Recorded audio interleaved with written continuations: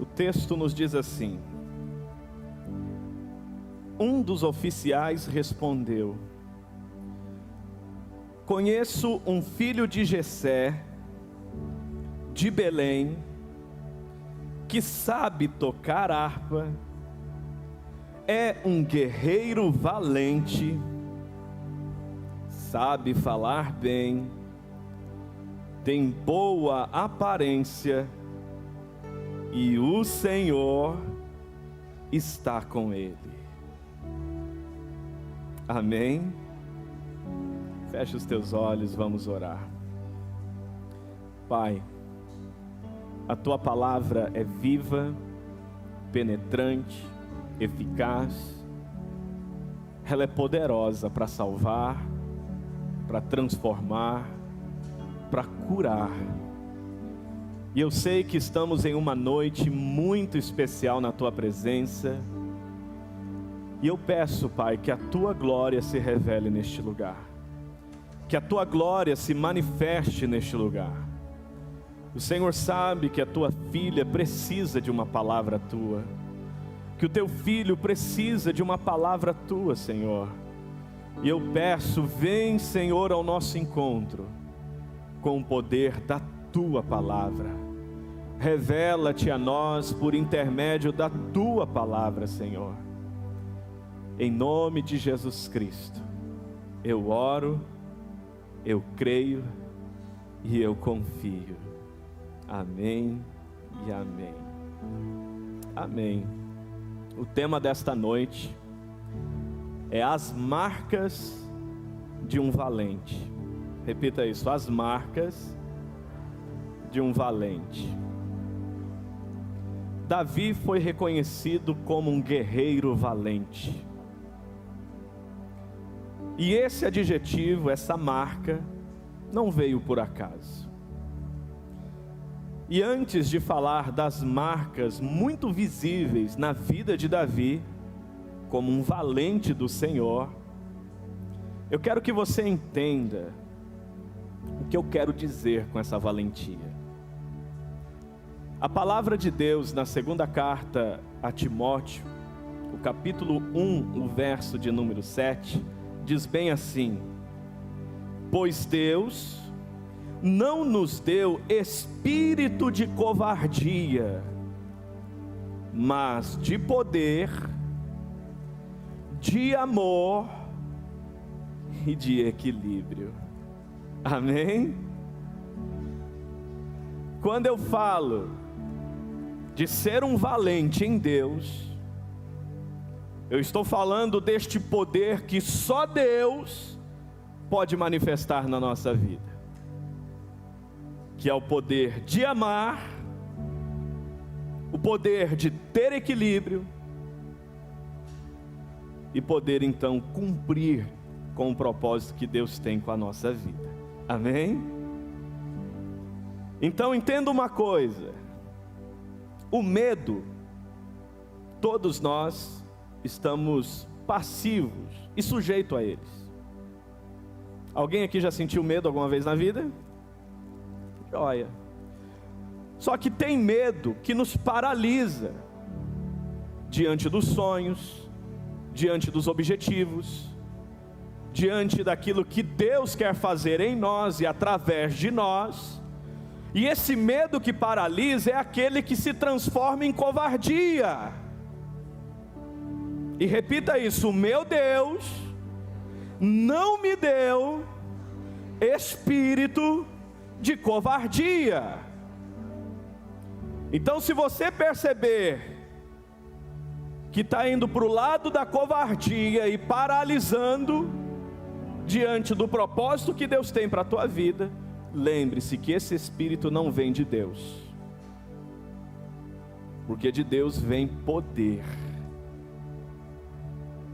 Poder de amar, de ter equilíbrio e de fazer o que tem que ser feito. Amém? Então eu preciso fazer uma pergunta a você hoje.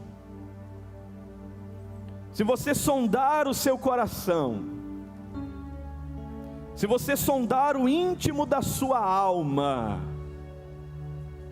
qual será o maior medo que está presente em você hoje? Sinceramente, o que você teme? Sinceramente, qual é o seu maior medo? Há pessoas que têm medo de fracassar. Tem ou não tem? E se paralisam porque o medo de fracassar, embora essa pessoa tenha muitos objetivos e muitos anseios, ela não faz o que precisa ser feito, procrastina. Sempre diz que vai ser um dia, mas esse dia nunca é levado a sério, porque o medo de fracassar a paralisa. Há aqueles que têm medo da pobreza, tem medo de faltar o alimento, de faltar a moradia, de faltar recursos para cuidar da saúde. E tem gente que vive uma ansiedade absurda por causa do medo da pobreza. Já viu gente assim? Há aqueles que têm medo da morte, seja da morte de um ente querido ou da própria morte, e vivem apavoradas. Na verdade, nem conseguem viver com tanto medo de morrer que tem. É tão grande o medo de morrer que impede a pessoa de viver. Tem aqueles que têm medo da crítica. Quem aqui já recebeu uma crítica? Levanta a mão aí, vamos ver. Quem gostou de ser criticado? E aí tem gente que morre de medo de ser criticado, de ser julgado. E aí sabe o que essa pessoa se torna? Um carrasco de si mesmo, querendo ser perfeito em tudo, para não dar a ninguém o direito de criticá-lo. Já viu gente assim? Ninguém mais vai me criticar, porque eu vou fazer tudo certinho. Só que essa pessoa tem um nível de autocobrança que adoece a vida dela. Ela é muito exigente com os outros e talvez umas 100 vezes mais consigo mesmo. Mas esse comportamento é gerado pelo medo da crítica. Medo de dar errado.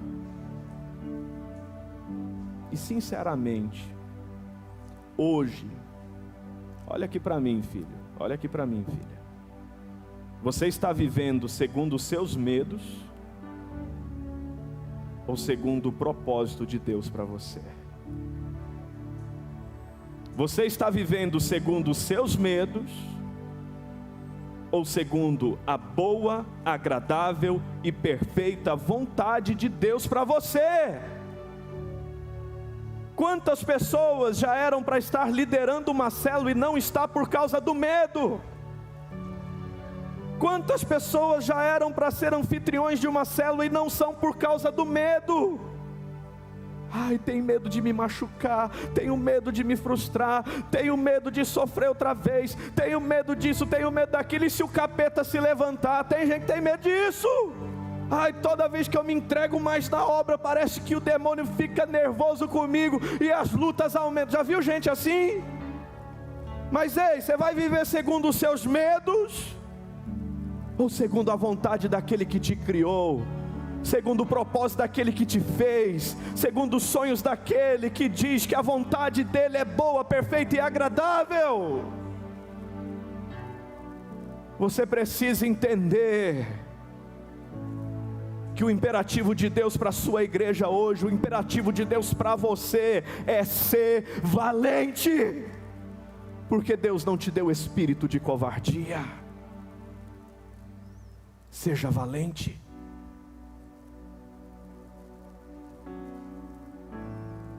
E eu não falo da valentia da irresponsabilidade, da valentia que algumas pessoas têm para brigar e dizer: comigo eu falo mesmo na hora, eu não levo desaforo para casa. Já viu gente assim, valente desse jeito? Não é dessa valentia não, viu? Eu estou falando da ousadia que vem da graça de Deus para você fazer a vontade de Deus. Estou falando da coragem que vem do Espírito Santo de Deus na sua vida, para você parar de ignorar o que Deus está fazendo em você e quer fazer através de você. É para você não paralisar mais no medo. E aí, você quer saber como se tornar um valente de Deus? Quer saber quais são as marcas de um grande valente de Deus? Quem quer? Amém. Então mantenha a sua Bíblia aberta no capítulo 16 do primeiro livro de Samuel. E eu quero destacar aqui o verso de número 11. Olha que interessante, gente. Verso 11.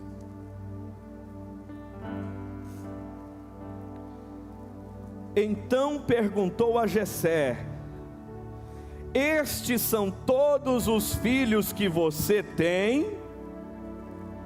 Jessé respondeu: ainda tenho o caçula,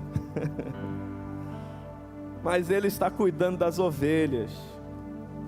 Samuel disse: traga-o aqui, não nos sentaremos para comer enquanto ele não chegar. O que está acontecendo aqui, gente? Samuel é designado por Deus à casa de Jessé para ungir o futuro rei de Israel. E é interessante que Samuel chega na casa de Jessé e diz: traz os teus filhos aqui, eu quero conhecê-los. E aí o profeta percebe que não testificou com ninguém que está ali. Deus não confirmou que estava ali a pessoa escolhida por ele para ser rei. Então Jessé é perguntado por Samuel: tem certeza que estão todos os teus filhos aqui? Tem um caçula, o caçula. Mas ele está lá cuidando das ovelhinhas. Manda chamar ele. Eu quero ver o caçula. Nós não vamos sentar para comer até que ele esteja conosco. O que eu aprendo aqui, gente? Em primeiro lugar, um valente é formado na simplicidade, fazendo coisas simples. Repita isso: um valente é formado na simplicidade, fazendo coisas simples. Caçula, cuidando das ovelhinhas, mas aos olhos de Deus era um rei. Aos olhos de Deus estava sendo preparado para exercer uma grande liderança. Aos olhos de Deus estava sendo preparado para um grande encargo. Aos olhos de Deus estava sendo preparado para vencer um Golias. Aos olhos de Deus estava sendo preparado para liderar um grande exército. Na simplicidade de cuidar de algumas ovelhas. E aqui você precisa agora, irmão, entender: se você quer ser um valente aos olhos de Deus, não despreze os pequenos começos. Se você quer ser um valente de Deus, não queime etapas.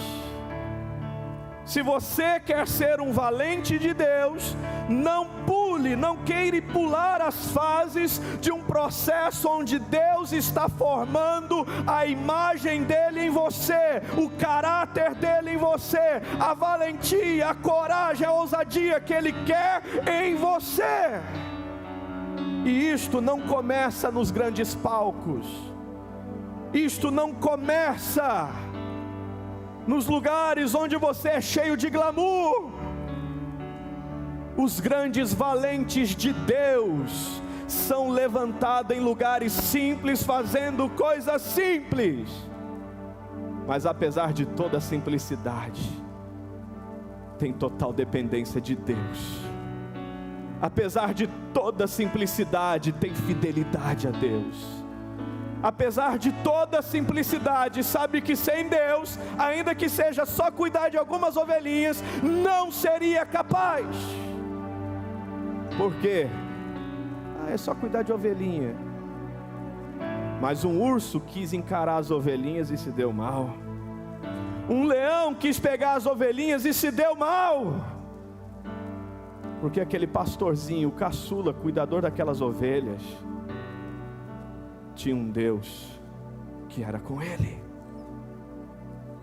Você está entendendo isso, gente? Por que tem muita gente que chega rápido em alguns lugares e a mesma rapidez com que chegou despenca lá do alto?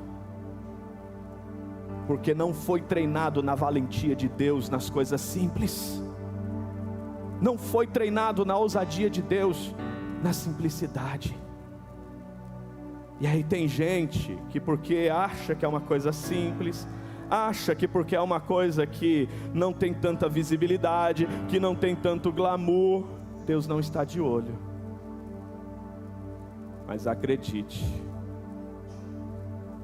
eu creio que lá na sua célula, Deus está olhando os seus valentes. Deus está preparando os seus valentes. Deus está te dando as ferramentas, Deus está te dando os recursos, Deus está equipando você para coisas ainda maiores. Mas acredite, coisas maiores, segundo o coração de Deus, nunca chegará a você, se você não entender o valente que você tem que ser nas coisas simples. Se você não entender a fidelidade que tem que ter nas coisas simples. Amém? Eu não sei como você está servindo a Deus na igreja hoje. Eu não sei qual o lugar que você ocupa profissionalmente hoje. Eu não sei quais são as coisas lindas e incríveis que você visualiza para a sua vida no futuro.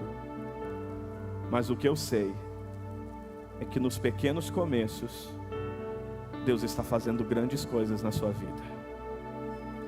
Nos pequenos começos, Deus está revestindo você de um poder que você não tem ideia do que isso pode proporcionar na sua trajetória. Amém? Segundo, abre a sua Bíblia também, verso agora de número 13, capítulo 16, o verso 13.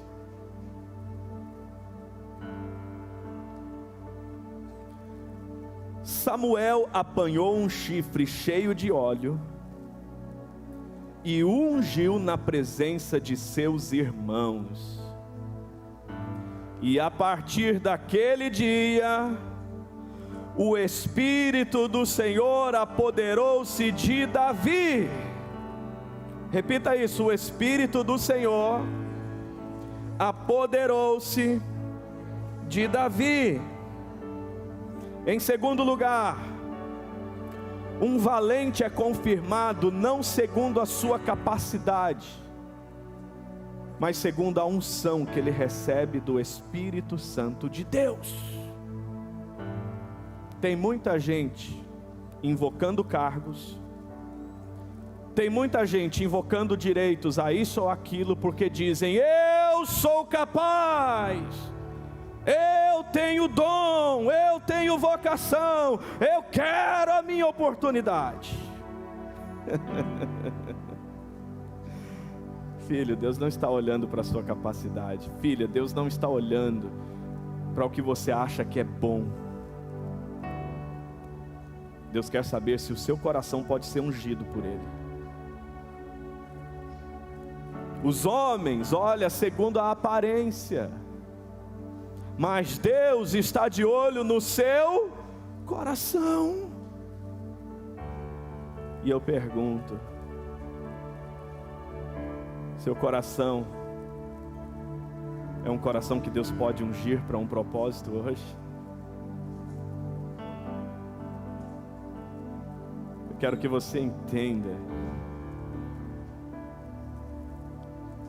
que a diferença na vida de Davi é que o Espírito do Senhor se apoderou dele. A diferença na vida de Davi é a unção que estava sobre ele. Então eu quero que você olhe para o que Deus tem sonhado para você, para o que Deus espera para você, seja no ministério, seja no lugar que você hoje ocupa profissionalmente. Eu quero que você veja o sucesso seu nestes lugares, não segundo a sua capacidade, não segundo o que você acha que sabe, mas segundo a certeza da unção de Deus que está sobre você. Deus te ungiu para um propósito neste mundo, e é nisto que você tem que ter sucesso. Repita isso: Deus me ungiu para um propósito neste mundo, e é nisto que eu tenho que ter sucesso. Por que eu digo isso? O maior desastre que pode acontecer na sua vida é você querer ter sucesso em algo que Deus não te ungiu. É você querer se dar bem em algo que Deus não te ungiu. Então você precisa entender que quando Deus te chama, quando Deus te escolhe, quando Deus te designa para algo, não é porque Ele viu capacidade em você, mas é porque Ele viu um coração que não se rende ao orgulho. Ele viu um coração que não se rende à prepotência, viu um coração que não é inclinado à autossuficiência, viu um coração que depende demais de uma graça de Deus para que possa realizar algo. E você precisa entender que quanto mais dependente do Senhor, quanto mais você considerar que sem Ele nada pode fazer, mais o teu coração é habilitado para unções que te levará a coisas extraordinárias. Ah, se você entendesse isso. Evangelho de João, você conhece esse texto, capítulo 15, o verso 5, Jesus disse: eu sou a videira, e vós os ramos. Quem permanece em mim e eu nele, esse dá muito fruto, porque sem mim nada podeis fazer. Deus pode encontrar isto no teu coração hoje. Sem Ele a sua célula nunca multiplicará. Sem Ele a sua família nunca será salva. Sem Ele você nunca irá fluir da forma como você sonha, seja em qualquer esfera da vida. E se porventura você achar que está tendo sucesso em alguma coisa que não precisa de Deus, você não sabe a fria que você entrou. Porque quando você se mete a fazer algo que Deus não te chamou, você tem que sustentar isso. E é caro, é doloroso sustentar algo que você está promovendo, mas é prazeroso, é especial fazer algo que Deus está promovendo, porque toda a graça e recurso virá dEle, todo sustento virá dEle. Deus não sustenta o que Ele não originou. E você precisa entender isso.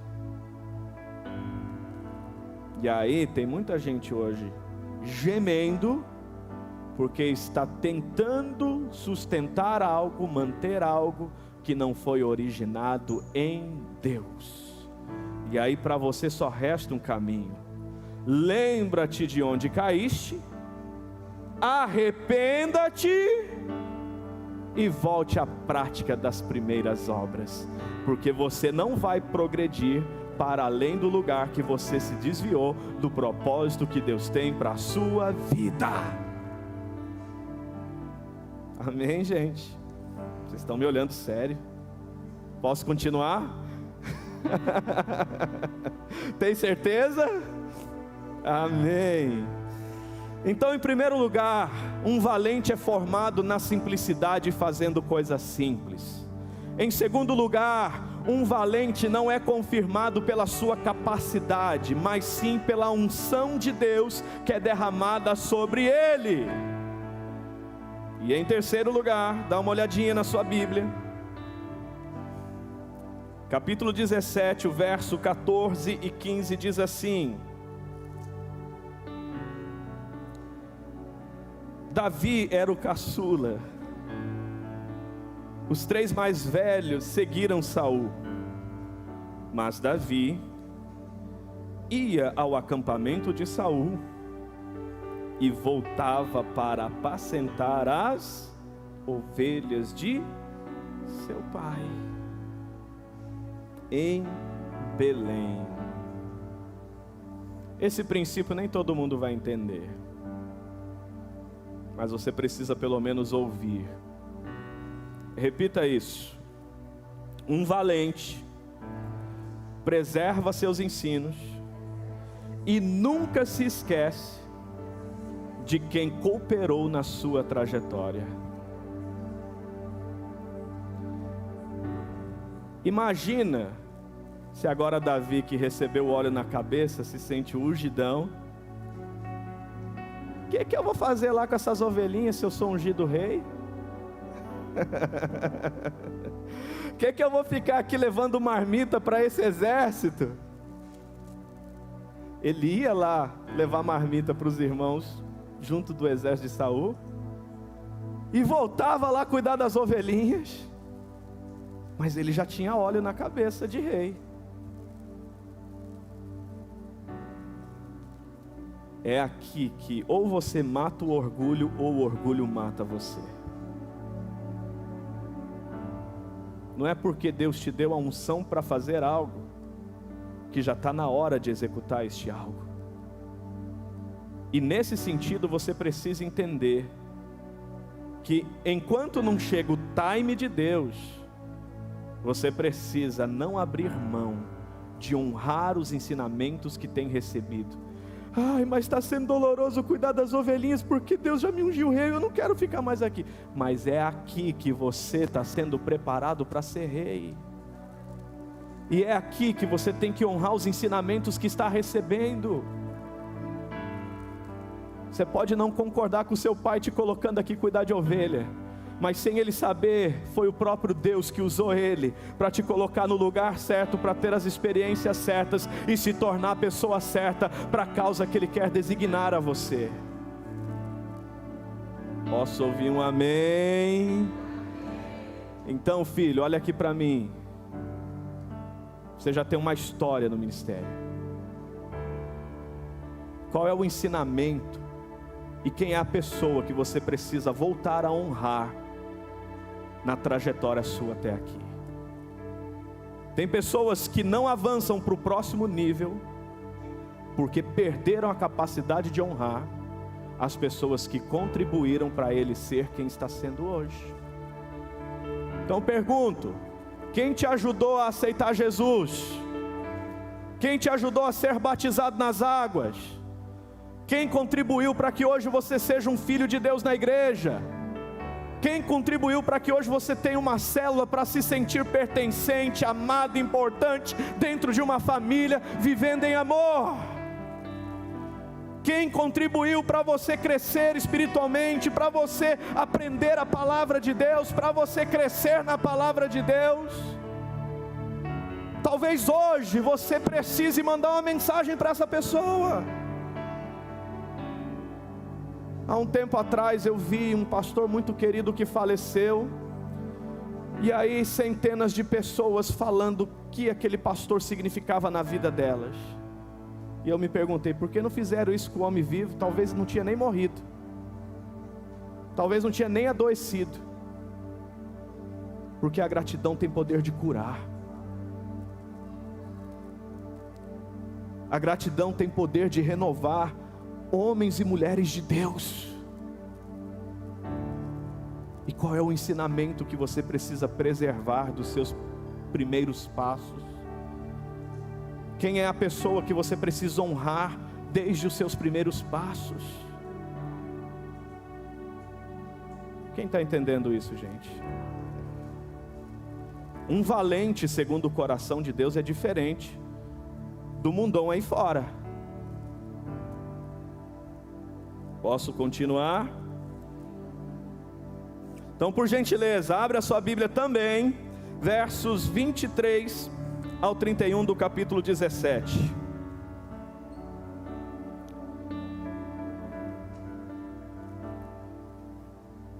O texto nos diz assim: enquanto conversava com eles, Golias, o guerreiro filisteu de Gate, avançou e lançou seu desafio habitual, e Davi o ouviu. Quando os israelitas viram o homem, todos fugiram cheios de medo. Repita isso: todos fugiram cheios de medo. Repita isso: todos. Mais uma vez: todos. Agora preste atenção. Os israelitas diziam entre si: vocês viram aquele homem? Ele veio desafiar Israel. O rei dará grandes riquezas a quem o vencer. Também lhe dará sua filha em casamento, e isentará de impostos em Israel a família de seu pai. Davi perguntou aos soldados que estavam ao seu lado: o que receberá o homem que matar esse filisteu e salvar a honra de Israel? Quem é esse filisteu incircunciso para desafiar os exércitos do Deus vivo? Repetiram a Davi o que haviam comentado e lhe disseram: é isso que receberá o homem que matá-lo. Quando Eliabe, o irmão mais velho, ouviu Davi falando com os soldados, ficou muito irritado com ele e perguntou: por que você veio até aqui? Preste atenção, irmãos. Com quem deixou aquelas poucas ovelhas no deserto? Sei que você é presunçoso e que seu coração é mau. Você veio só para ver a batalha. E disse Davi: o que fiz agora? Será que não posso nem mesmo conversar? Ele então virou para o outro e perguntou a mesma coisa, e os homens responderam-lhe como antes. As palavras de Davi chegaram aos ouvidos de Saul, que o mandou chamar. Olha que interessante. Golias desafiou todo mundo, e todo mundo, perna para quem tem, correu, cheios de medo. E Davi se interessou. Olha, eu acho que é um desafio que estou sentindo que dá para mim. Já matei um urso, já matei um leão. Tem uma proposta boa, eu acho que eu vou encarar esse cara. E começou a conversar com os soldados, perguntar, tomar nota do que de fato estava acontecendo. E o irmão dele viu e se machucou, se ofendeu. Ei, quem você pensa que é? Quem ficou com aquelas poucas ovelhinhas lá no deserto? Ninguém te chamou aqui não, rapaz. Gente, olha que loucura. Ninguém queria fazer. Quando um lá vai e se dispõe a fazer, o cara começa a dizer: ô, sai daqui, isso não é para você. Já viu gente assim? Ninguém quer ir lá e fazer. E aí, se um samaritano se levanta e vai lá e faz a obra, tu quer criticar, você quer julgar, quer dizer que a pessoa não é adequada para a função. Então aqui, o que eu aprendo, gente? Que um valente sabe conviver com incompreensões, com afrontas e resistências. Se você é um valente que Deus está levantando, você não vai parar na resistência, você não vai parar nas incompreensões, você não vai parar nas críticas, você não vai parar em quem vai chegar e vai dizer: quem você pensa que é? A pessoa chega feliz e diz: eu vou empreender, eu vou abrir o meu negócio e eu vou prosperar. E a pessoa ali é da família, está dizendo: olha aí, ó, pensa que é quem? Eu vou pedir as contas, vou abrir minha empresa. Quem você pensa que é? Só que geralmente quem fala isso é um fracassado, que não fez, se frustrou, e aí olha com os próprios olhos a atitude de corajoso, a atitude de um valente que Deus está levantando. E se você quer ser um valente segundo o coração de Deus, você precisa entender que você não vai se mover segundo a opinião das pessoas. Você vai se mover segundo a palavra do Senhor que está com você. Você vai se mover segundo a unção do Senhor que está em você. Você vai fazer o que tem que ser feito. Você vai encarar os Golias da tua vida, não porque as pessoas estão dizendo: cara, você tem potencial, vai lá. Não porque as pessoas estão dizendo: olha, você tem virtude, você é forte, vai lá. Não porque as pessoas estão validando ou deixando de validar. Você vai encarar porque você sabe quem é o Senhor da tua vida. Tem gente que para na primeira incompreensão, tem gente que para na primeira resistência, tem gente que para na primeira frase de dúvida. Quantas vezes talvez você foi invalidado? Isso não é para você. Acorda, cresce. Já viu isso acontecer, gente, em algum lugar? Então, sinceramente, é chegada a hora de você voltar a se mover segundo a ousadia, a coragem que Deus está trazendo a você, e não segundo a opinião das pessoas. Fala para quem está do seu lado aí: opinião não paga boleto. Quem aí já tem uns boletins para pagar nesse mês aí? Hã? Levanta a mão aí, vamos ver quem tem uns boletins para pagar nesse início de ano. Você tem os seus Golias para enfrentar, irmão. E se você ficar parando na resistência que as pessoas colocam para você, se você ficar parando nos obstáculos que as pessoas colocam diante de você, você vai sucumbir. Amém? Então fala para quem está pertinho: seja valente, irmão. Seja valente, irmã. Seja valente. Seja valente.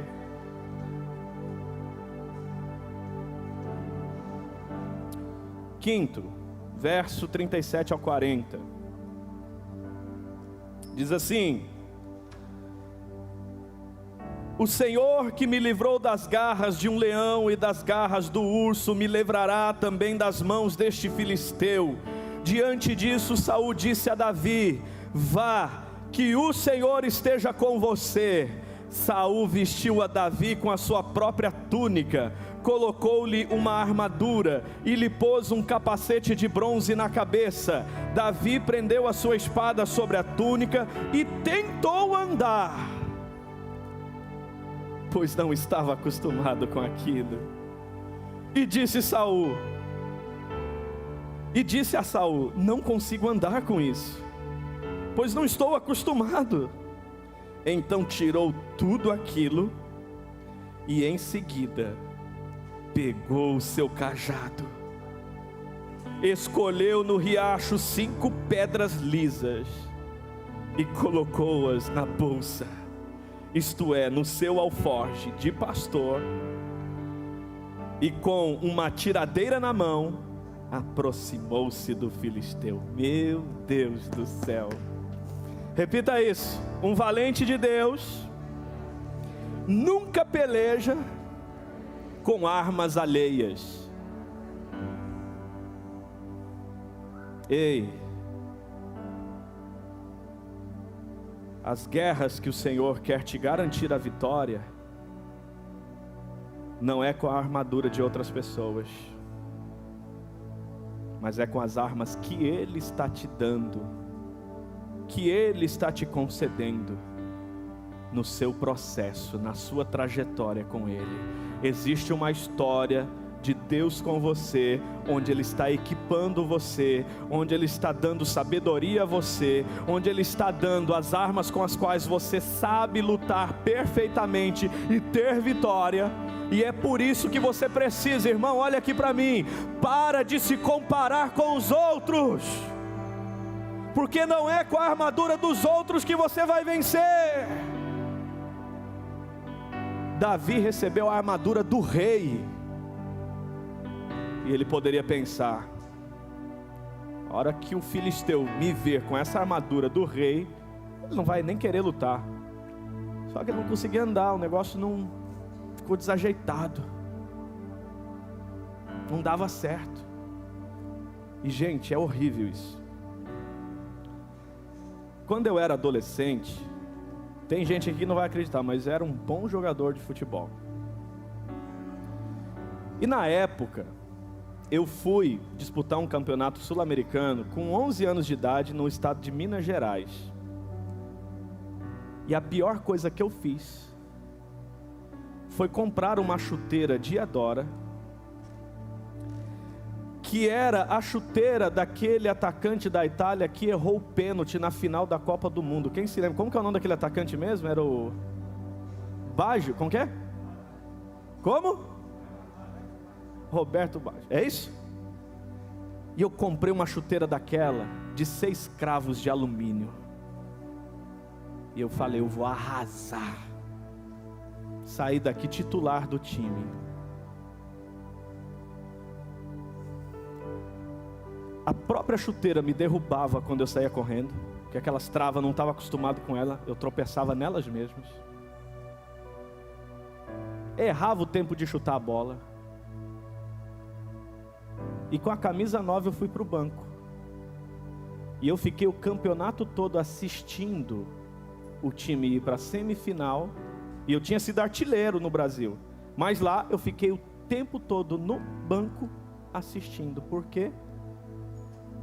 Ignorei a minha chuteirinha rasgada, mas que encaixava direitinho no meu pé. Eu corria, eu fazia o que tinha que ser feito com ela. Fui com a armadura errada e me lasquei. Filhão, filhona, para de se comparar com os outros. E para de achar que você não está tendo vitória porque não tem a ferramenta do outro. A ferramenta que você precisa para ter vitória nas tuas batalhas é essa que o Senhor está entregando no seu processo de formação. É essa que o Senhor está te entregando fazendo as coisas simples. É essa que o Senhor está te dando em situações das mais improváveis. Mas é lá, quando aparece um urso, quando aparece um leão, que Ele te equipa e você sabe o que você é capaz de fazer. Então para de invejar os outros, para de se comparar com os outros, para de cobiçar as coisas dos outros. E começa a reconhecer o que Deus fez em você. Começa a reconhecer o que Deus entregou para você. E se você tiver que encarar o Golias com estilingue, que assim seja. Você sabe o que pode fazer com estilingue. Amém? E para encerrar, verso 41 ao 45, diz assim: enquanto isso, o filisteu com seu escudeiro à frente vinha se aproximando de Davi. Olhou para Davi com desprezo, viu que era só um rapaz ruivo e de boa aparência, e fez pouco caso dele. E disse ele a Davi: por acaso sou um cão, para que você venha contra mim com um pedaço de pau? O filisteu amaldiçoou Davi, invocando os seus deuses, e disse: vem aqui, e darei a sua carne às aves do céu e aos animais do campo. Davi, porém, disse ao filisteu: eita glória, você vem a mim com espada, com lança e com dardos, mas eu vou contra você em nome do Senhor dos exércitos, do Deus dos exércitos de Israel, a quem você desafiou. Golias não estava desafiando Davi, ele estava desafiando o próprio Deus. E Davi não estava lutando a sua própria guerra, estava lutando a guerra do Senhor. E é isso que você precisa entender. Não é sobre você, mas é sobre a glória que você precisa dar a Deus através das suas vitórias. E essas vitórias que honram a Deus são aquelas que você vence, não com a força do seu braço, não com as armaduras das pessoas alheias, mas com a graça, com o poder, com a ousadia, com a valentia, com o agir e o operar do Espírito Santo de Deus em você. Amém, gente? Então, esse quinto princípio, na verdade o sexto, repita isso: um valente de Deus sempre honrará o nome do Senhor em suas batalhas. É no nome do Senhor que eu vou vencer essa semana. É no nome do Senhor que eu vou encarar meus desafios. É no nome do Senhor. E será que você consegue considerar o poder que há no nome do Senhor?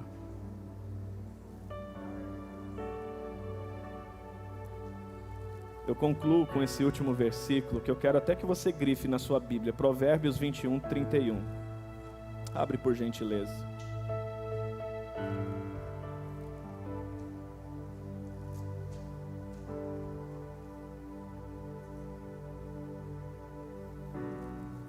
Provérbios 21, o verso 31.